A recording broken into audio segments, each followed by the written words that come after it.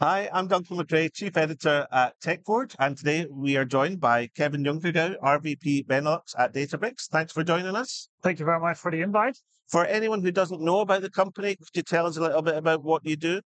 Yeah, so I work for Databricks, and Databricks is one of the hottest, fastest growing companies in data and AI on the planet at the moment.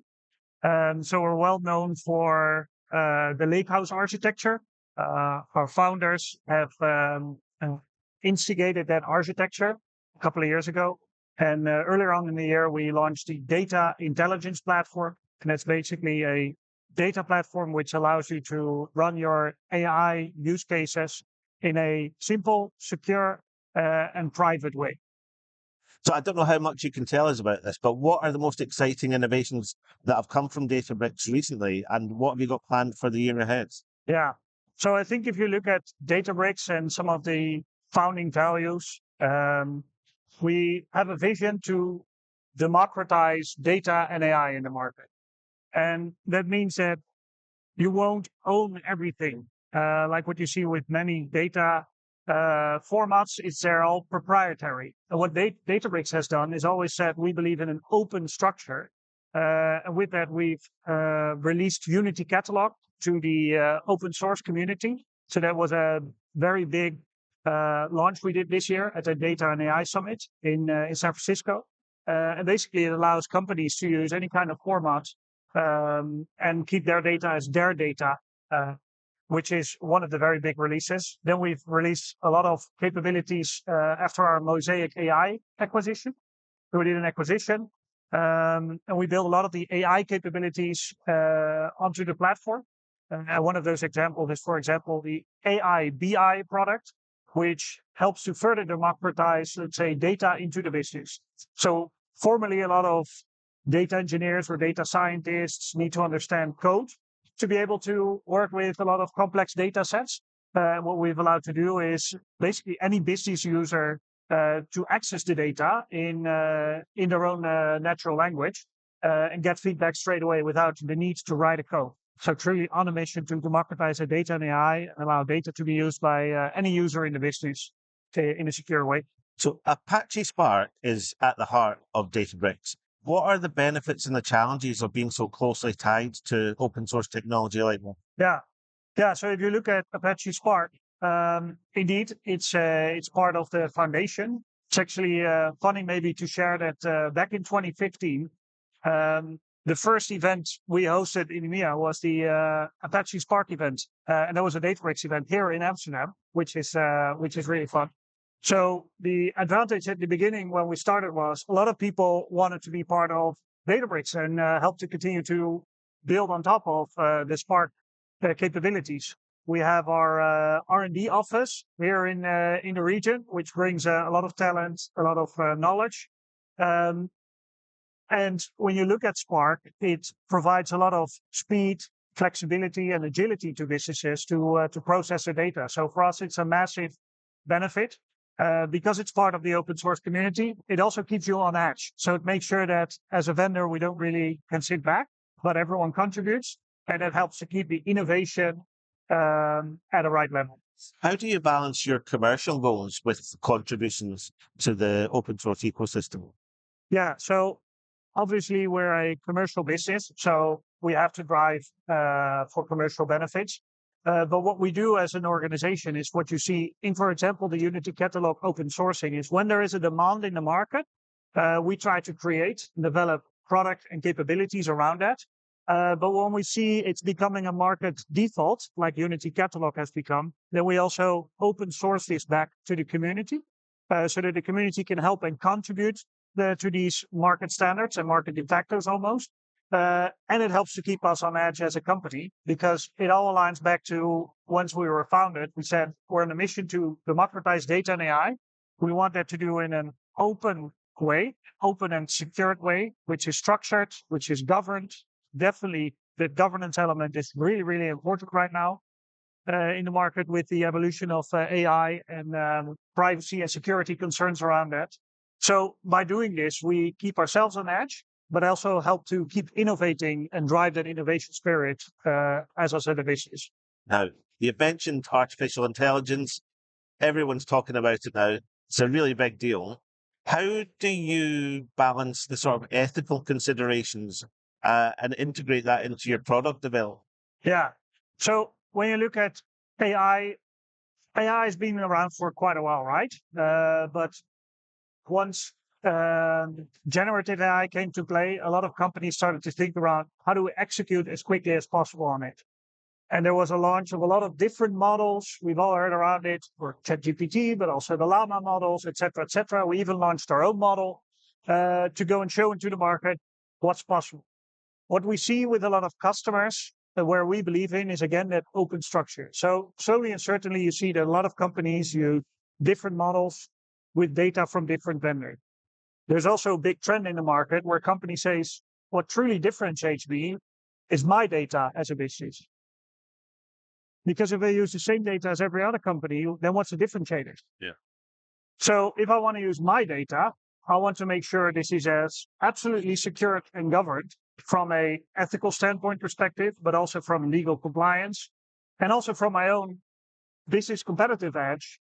Am I sharing my data with, let's say, the vendor? So we've taken the decision to allow companies to either use an existing model, to train that, fine-tune that, or build their own models on their own data sets, where they stay owner of their own data and don't have to share that with their vendor, the third party. In this way, we try to make sure that every company can comply with rules and regulations, but also with their own internal ambitions on, do I have the commercial aspect to be the same like any other company because I use the same data, or can I differentiate by using my own data and using my own data with existing or building new models myself? Yeah. Are there any customer success stories that we can maybe share with us? Maybe a customer that's improved their operations using your platform or achieved something a bit special? Yeah, I think one of the fun stories is one of our customers, Friesland Campina. So coincidentally, one of the guys just walked by. They have adopted Databricks since a couple of years, and they basically use Databricks for AI capabilities, BI capabilities, data analytics, SQL workloads. And they completely bought in on the vision to democratize the data in their business. And not only within their business, but within their entire, how they call it, daring ecosystem. Because they obviously work in a large supply chain, which they've made a beautiful slogan, from grass to glass, which is a beautiful one. Look it up on their webpage.